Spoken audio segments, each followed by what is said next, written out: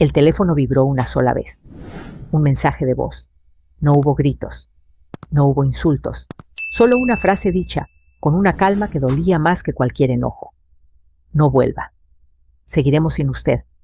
La voz de mi nuera sonó firme, decidida, como si estuviera cancelando algo que ya no necesitaba. No llamé.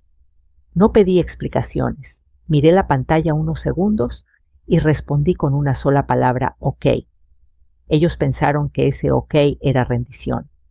No sabían que acababan de darme permiso para hacer lo que llevaba años postergando. Me llamo Elena Morales, tengo 62 años y durante la mayor parte de mi vida he sido la mujer que sostiene todo sin hacer ruido.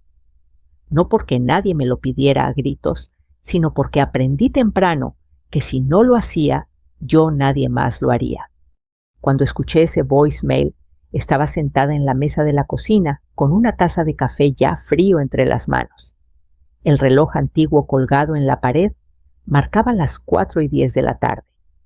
Afuera, el sol caía lento sobre los tejados del barrio, como si el mundo no se hubiera dado cuenta de que algo acababa de romperse. Esa casa en la que estaba sentada no era técnicamente mía. Años atrás había vendido la mía para ayudar a mi hijo y a su esposa a dar el enganche de la suya. Es solo por un tiempo, mamá me dijeron entonces, hasta que todo se acomode. Ese por un tiempo se volvió permanente sin que nadie lo discutiera. Yo vivía con ellos, ayudaba, resolvía, pagaba algunas cosas y poco a poco fui dejando de preguntar cuándo volvería a tener un espacio propio. Por eso cuando escuché no vuelva, entendí de inmediato lo que significaba. No era solo una frase, era una frontera. Reproduje el mensaje 2 veces, no porque no lo hubiera entendido, sino porque necesitaba confirmar el tono.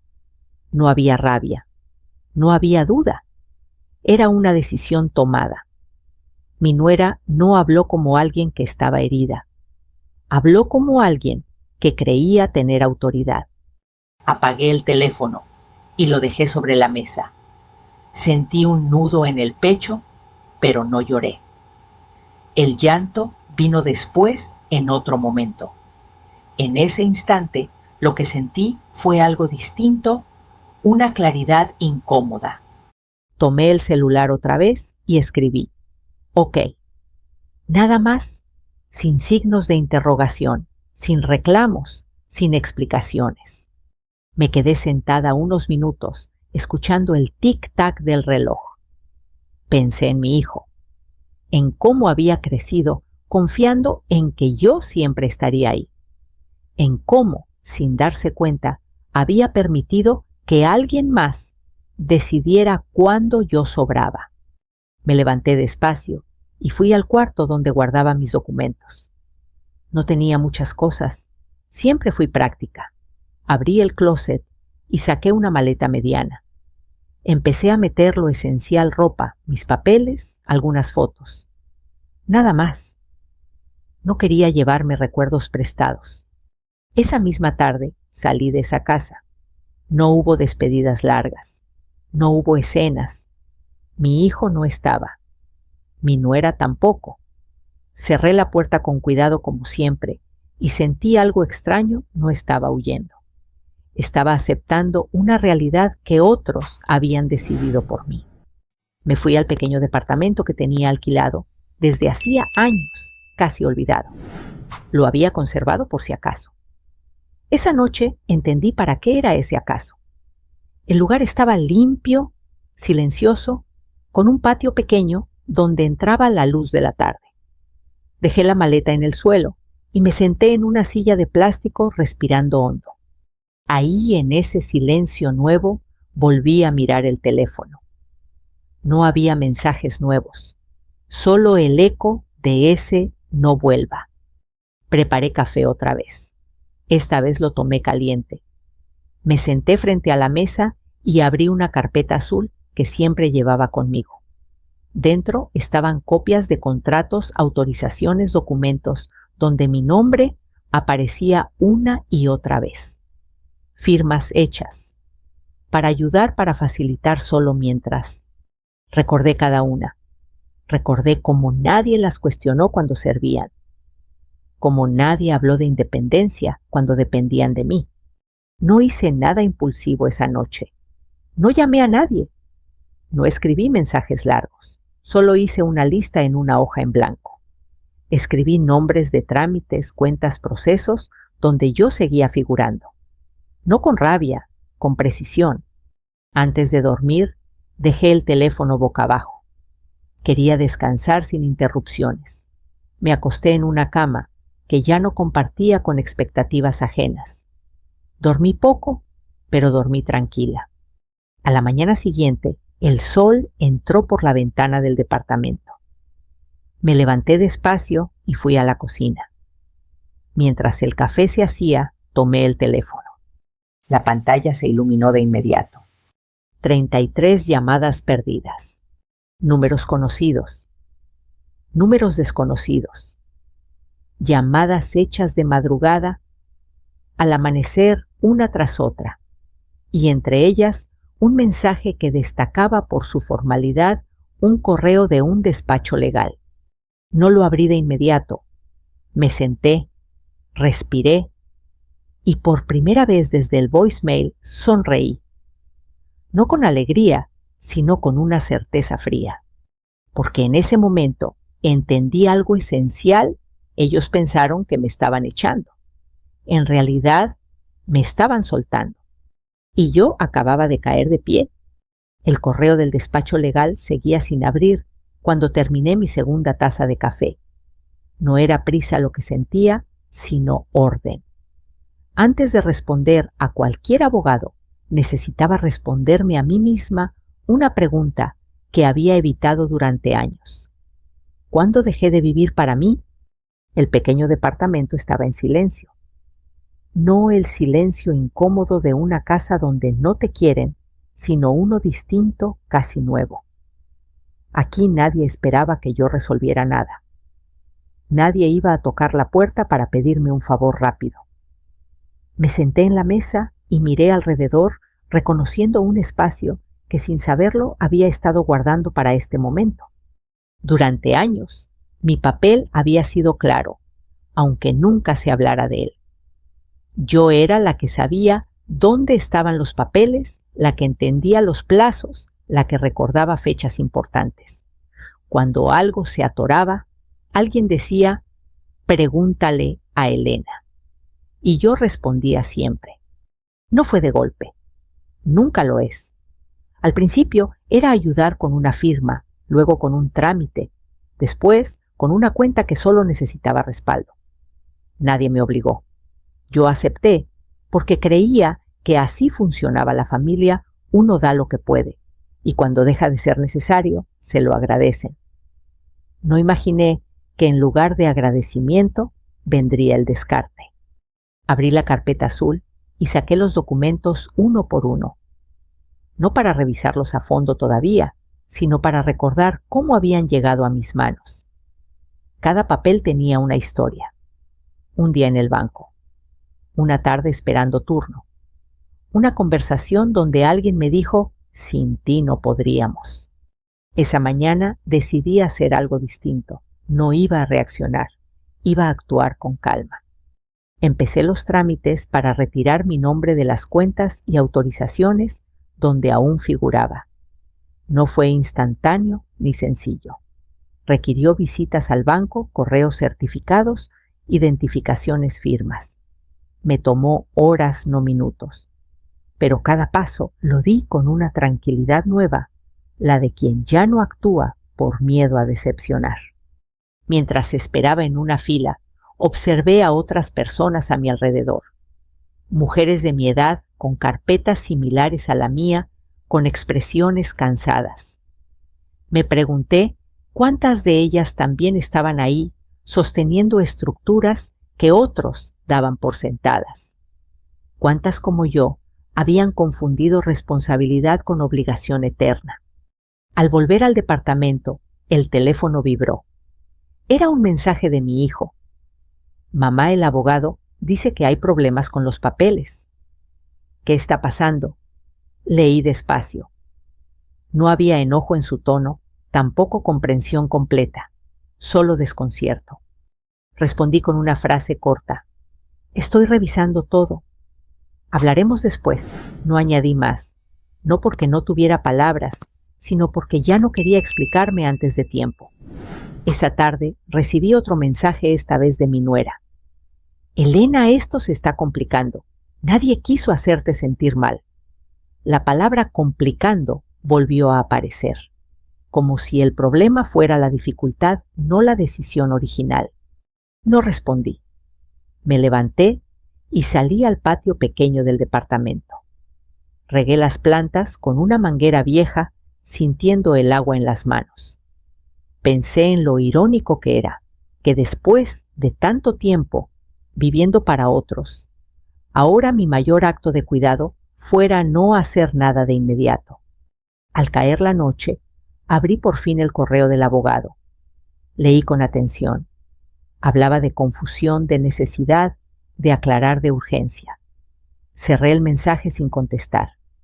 Sabía que cualquier respuesta apresurada me volvería a colocar en el rol de siempre la que corre a apagar incendios que no provocó. Me senté en la cama y tomé una libreta nueva. Escribí una sola frase en la primera hoja. Retirarse también es una forma de presencia. La subrayé una vez y cerré la libreta. Dormí mejor que la noche anterior. No profundamente, pero sin sobresaltos. Al despertar, supe que algo había cambiado de manera definitiva. No en ellos, sino en mí. Ya no estaba esperando que me devolvieran un lugar. Estaba aprendiendo a elegir el mío. Al mediodía, el abogado volvió a escribir. Esta vez su tono era más cuidadoso. Respondí con claridad. Cualquier asunto se tratará por escrito. No autorizo cambios sin mi firma. Nada más.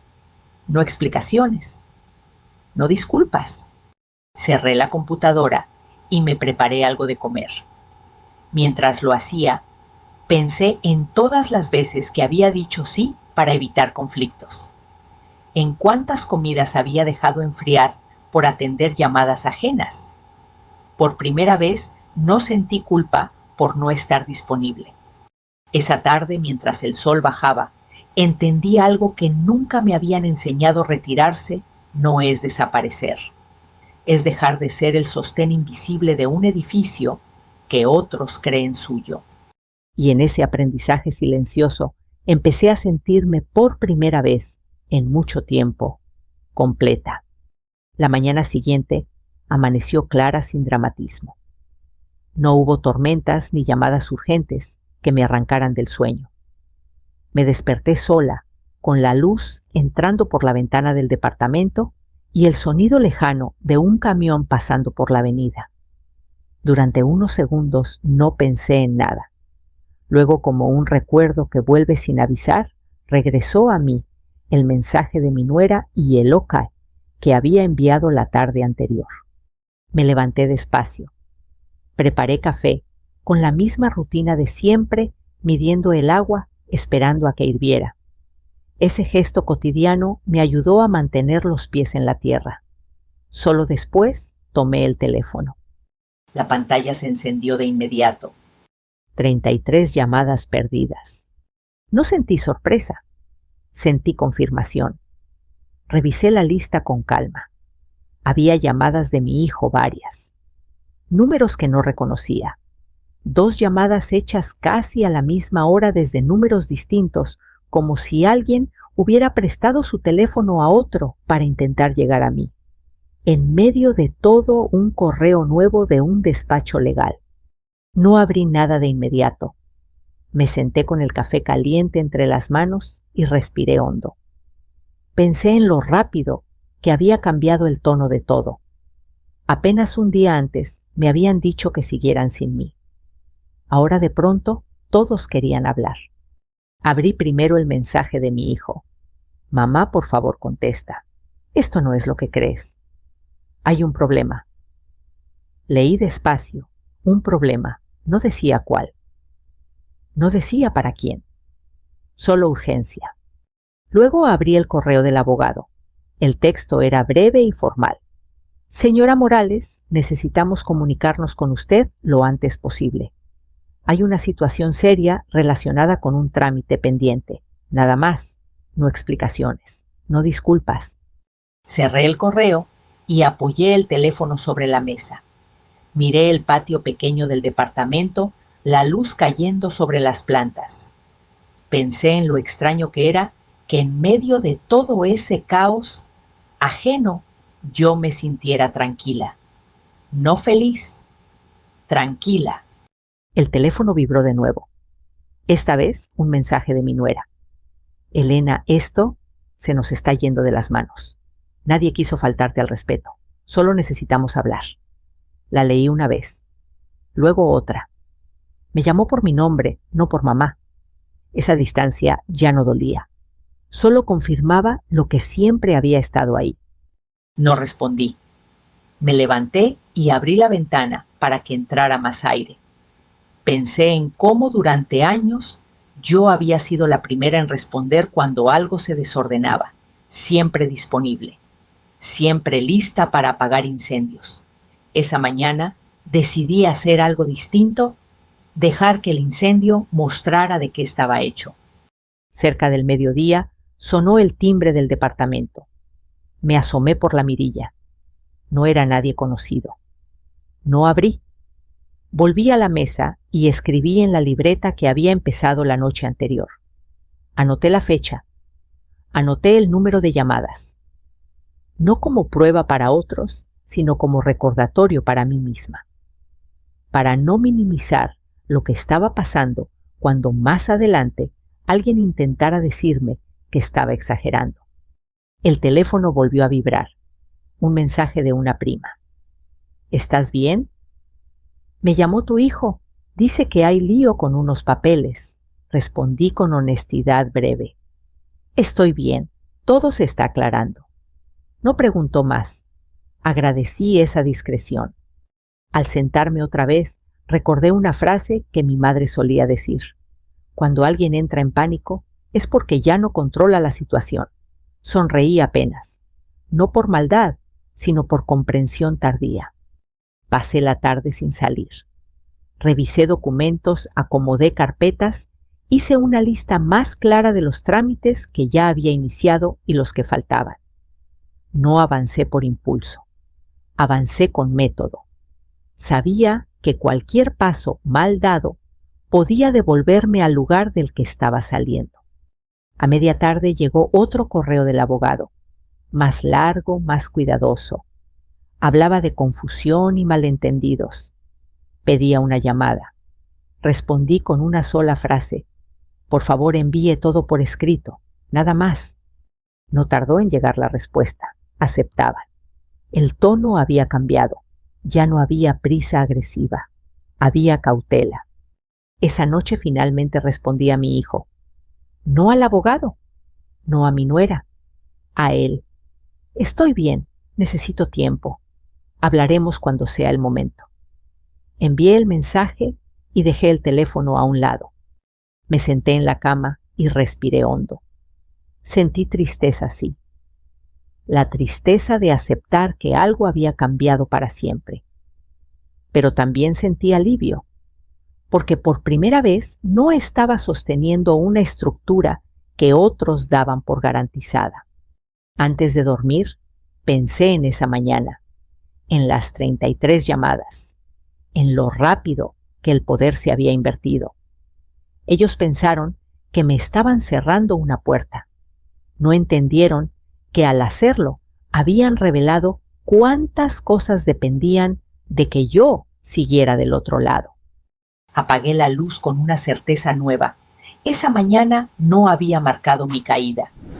Había marcado el momento exacto en que dejé de correr detrás de quienes ya habían decidido avanzar sin mí.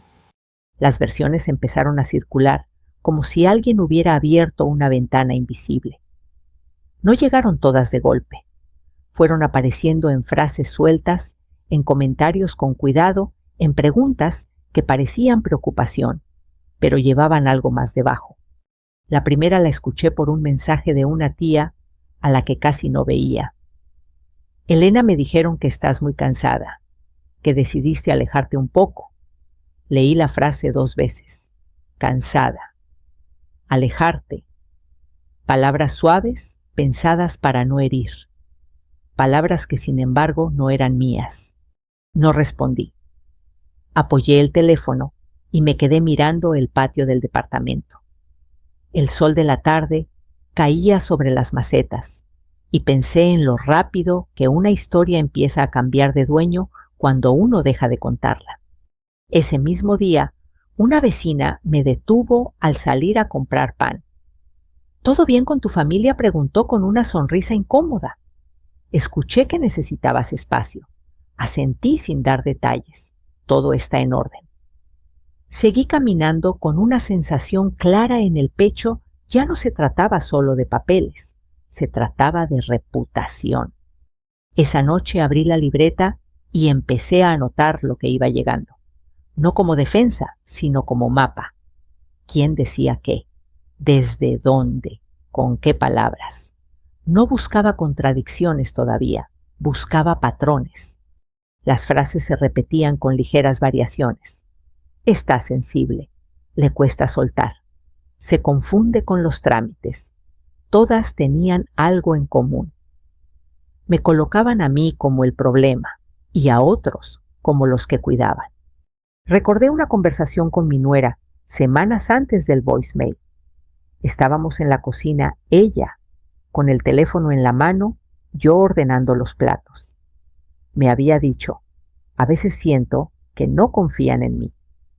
Yo había respondido lo primero que se me ocurrió para calmarla.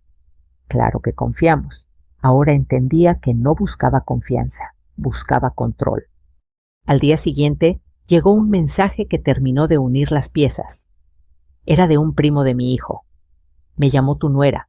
Dice que estás pasando por un momento difícil y que por eso decidió poner distancia, que es por tu bien. Por tu bien. Leí esas palabras con una calma que me sorprendió. Eran las mismas que se usan cuando alguien necesita justificar una decisión dura sin asumirla del todo. Apagué el teléfono y me senté en la cama. No sentí rabia inmediata. Sentí algo más frío y más claro. Si yo era la inestable, entonces cualquier movimiento que hicieran sin mí podía presentarse como protección, no como abuso. Si yo estaba confundida, ellos eran responsables. La historia estaba siendo escrita con cuidado. No era un arrebato, era una estrategia. Volví a la mesa y saqué la carpeta azul. Revisé los documentos con más atención esta vez. Fechas, firmas, autorizaciones. Todo estaba en orden, pero ahora entendía por qué la urgencia del abogado. No se trataba solo de trámites detenidos. Se trataba de decisiones que no podían avanzar sin mí y que alguien había supuesto que sí. Empecé a guardar capturas de pantalla, mensajes, correos, no para mostrarlos de inmediato, sino para no dudar de mí misma más adelante. Sabía cómo funcionaba esto. Primero te hacen creer que exageras, luego que recuerdas mal, finalmente que todo fue por tu culpa. Esa tarde recibí una llamada que sí contesté. Era una amiga de muchos años, alguien que me conocía desde antes de que yo fuera la suegra. Escuchó en silencio mientras le contaba lo esencial. Cuando terminé, dijo algo simple. Elena, no estás perdiendo nada. Estás viendo. Colgué con un nudo en la garganta que no quise soltar. El abogado volvió a escribir. Esta vez, el correo era más largo y más cauteloso. Hablaba de necesidad de aclarar versiones y malentendidos. Respondí con firmeza tranquila. Cualquier aclaración será por escrito. Nada más. Esa noche, mi hijo me envió un mensaje distinto. No urgente, no defensivo. Mamá, me dijeron cosas que no entiendo del todo. ¿Podemos hablar pronto? Leí la frase con atención. Por primera vez no defendía automáticamente la versión de su esposa. No pedía que arreglara nada. Solo preguntaba. No respondí de inmediato. Me tomé un tiempo, luego escribí sí. Cuando estemos los dos tranquilos. No era una promesa, era una condición. Antes de dormir, volví a la libreta. Escribí una frase más debajo de las anteriores. Cuando las versiones se rompen, solo queda la evidencia. Cerré la libreta y apagué la luz. Las mentiras ya estaban caminando solas. Yo había decidido no perseguirlas.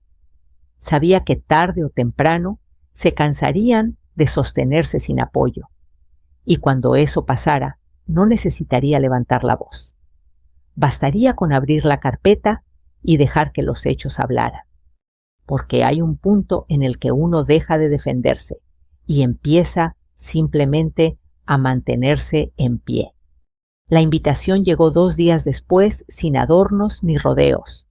Un mensaje corto de mi hijo enviado a media mañana. Mamá, necesitamos vernos. Los 3, en la casa.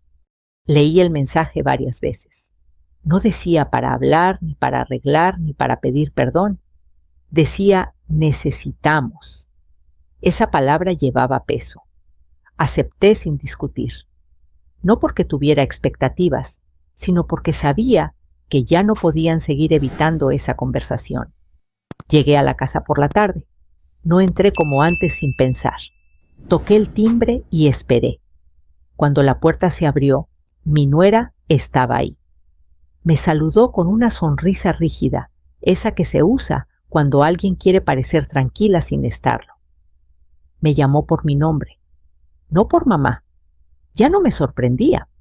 Mi hijo apareció detrás de ella. Tenía los hombros tensos y la mirada cansada. Nos sentamos en el comedor, alrededor de la misma mesa donde tantas veces habíamos compartido comidas y decisiones importantes. La familiaridad del lugar contrastaba con la incomodidad que flotaba en el aire. Mi nuera fue la primera en hablar. Gracias por venir, Elena. Queremos aclarar algunas cosas. Asentí.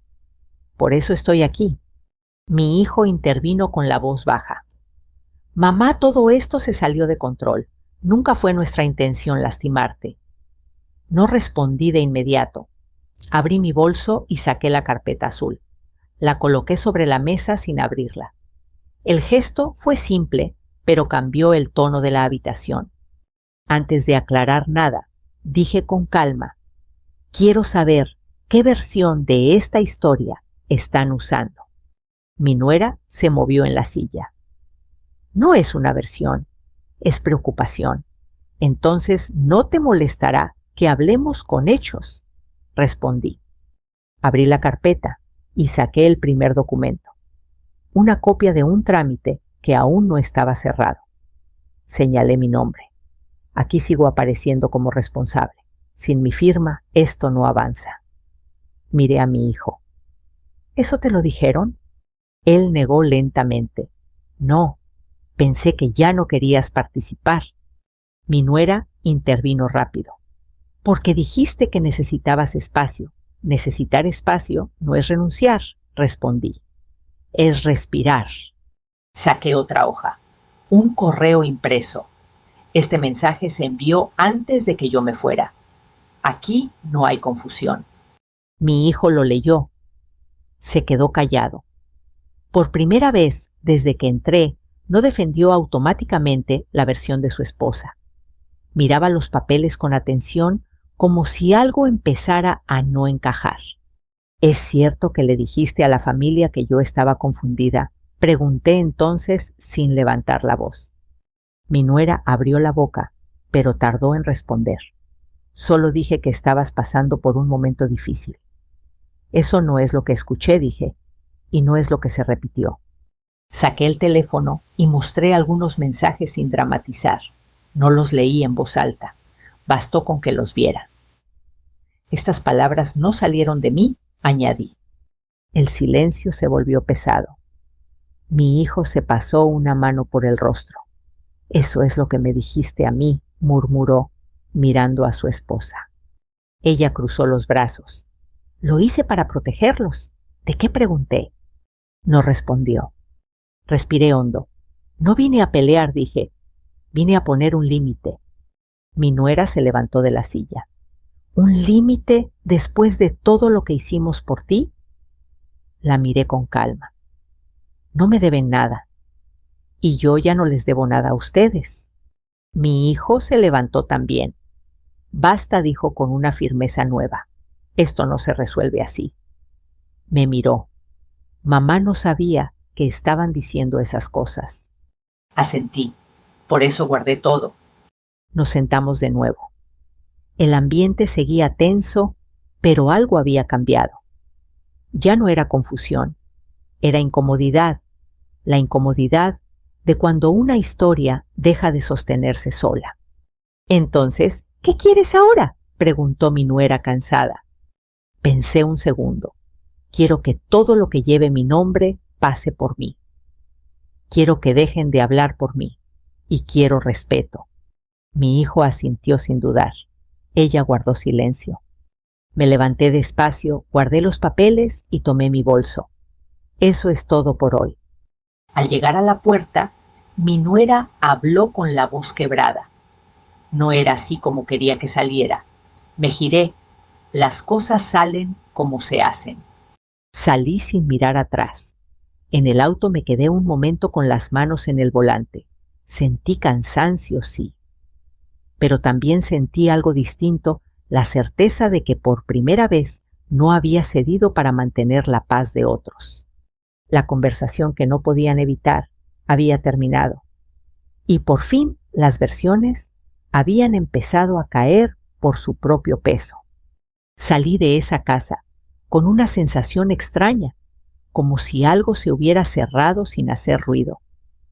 No fue alivio inmediato, tampoco triunfo. Fue una mezcla más sobria, más adulta. La certeza de que aunque nadie había levantado la voz, nada volvería a ser igual. Conduje despacio hasta el departamento. No encendí la radio. Necesitaba escuchar mis propios pensamientos sin interferencias. Pensé en mi hijo, sentado frente a mí, descubriendo que había creído una versión incompleta. Pensé en mi nuera, en su silencio final, en cómo había perdido la seguridad con la que empezó la conversación. No sentí satisfacción por eso. Sentí claridad. Esa misma noche revisé el correo electrónico. El abogado había enviado un mensaje nuevo. Ya no hablaba de urgencia, sino de ajustes, propuestas, revisiones. El tono había cambiado por completo. Donde antes había presión, ahora había cuidado. Respondí con calma pidiendo todo por escrito y solicitando copias claras de cada documento. No acepté llamadas. No acepté atajos. Cada intercambio quedaba registrado.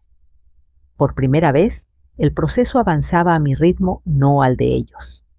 Al día siguiente, mi hijo me llamó temprano. Dudé un segundo antes de contestar, pero lo hice. Mamá dijo, hablé con el abogado. Dice que sin tu firma no pueden avanzar en varias cosas. Asentí, aunque él no podía verme. ¿Lo sé? Hubo un silencio breve al otro lado de la línea. No entendía cuánto dependía todo de ti, añadió. No dependía, corregí con suavidad. Se acostumbraron. Suspiró. Ella dice que la estás castigando. Negué con la cabeza. No estoy castigando a nadie. Solo dejé de sostener lo que no me correspondía. No discutió. Eso fue nuevo. Tengo miedo de que esto nos rompa como familia, dijo al fin. Respiré hondo antes de responder. Algunas cosas se rompen cuando se dicen en voz alta, otras cuando se callan demasiado. Quedamos en hablar otro día. Colgué sin sentir el impulso de explicar más. Ya no necesitaba convencerlo. Lo que tenía que entender lo estaba viendo solo.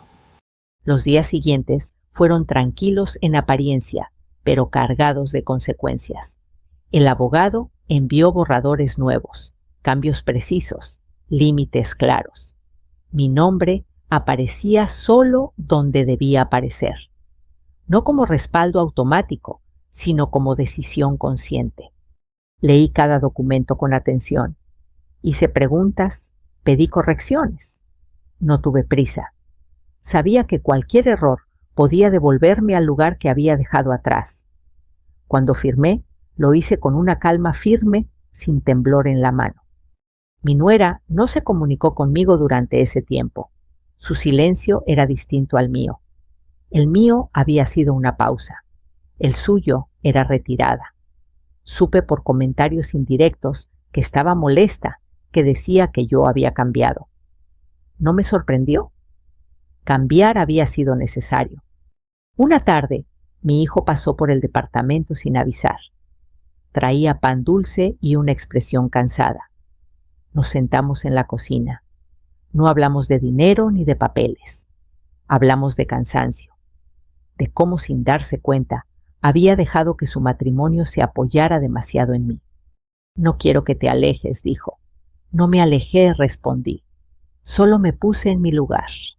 Asintió con los ojos húmedos. Estoy aprendiendo a no usar tu fuerza como muleta. Sonreí. Eso también es crecer. Cuando se fue, me quedé sentada un rato escuchando el ruido lejano de la ciudad. Pensé en todas las veces que había confundido amor con disponibilidad absoluta. En cuántas veces había dicho sí para evitar incomodidades que no me correspondían. Esa noche dormí profundamente. Soñé con mi antigua casa, la que había vendido años atrás. En el sueño estaba vacía pero limpia. No sentí pérdida. Sentí posibilidad. Al despertar, entendí algo que me habría parecido imposible semanas antes. El silencio, cuando se sostiene con coherencia, enseña más que cualquier discurso. Obliga a otros a enfrentarse con lo que daban por hecho. No grité, no amenacé, no exigí. Simplemente dejé de estar donde siempre había estado, y eso para algunos resultó más fuerte que cualquier reclamo. Porque el silencio, cuando tiene límites claros, deja de ser ausencia, se convierte en consecuencia. Las cosas se acomodaron sin ceremonia, como suelen hacerlo las decisiones que ya no dependen de la emoción. Una mañana de jueves, el abogado envió los documentos finales. No había palabras sobrantes, solo cláusulas claras y firmas donde debían estar. Abrí los archivos con una taza de café caliente y me senté en la mesa del departamento, la misma donde había empezado todo. Leí cada página con atención. Ahí estaban los límites escritos con un lenguaje preciso que no admitía interpretaciones. Mi nombre aparecía solo donde yo había decidido que apareciera, ni como aval automático ni como respaldo silencioso. Firmé con una pluma negra sin apuro. No sentí alivio inmediato, sentí cierre. Horas después llegó el último correo del despacho. Confirmaban que el proceso había concluido, que no había pendientes, que todo estaba por fin claro. Apoyé el teléfono sobre la mesa y me quedé mirando el patio unos segundos. Pensé en lo irónico, que era que todo terminara con un mensaje breve, casi impersonal. Así son muchas veces los finales reales discretos, sin aplausos. Mi hijo vino a verme ese fin de semana.